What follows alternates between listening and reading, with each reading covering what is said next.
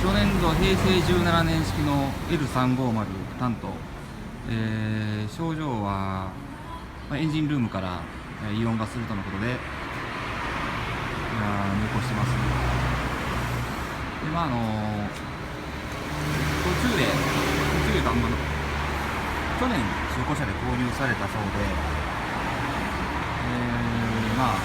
走行距離も、8万キロと、普通に走行が出てる感じですね。サビがね、すごいですね。サビがオイルパンのところ、ものすごいですね。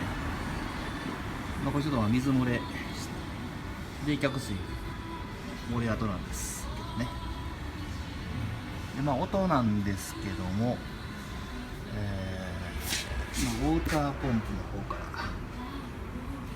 音がしている感じです。ちょっとエンジンを追っかけてみます。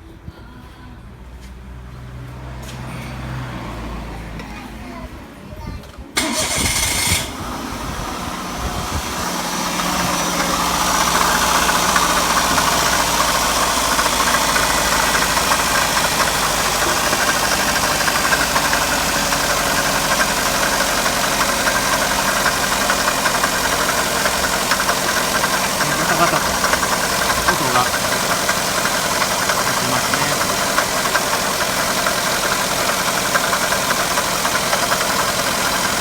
かなり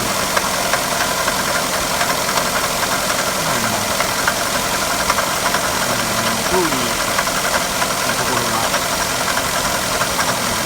信号を起こしている状態です。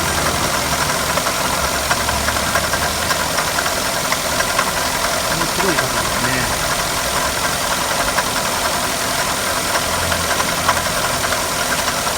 冷却水漏れもしてるんで、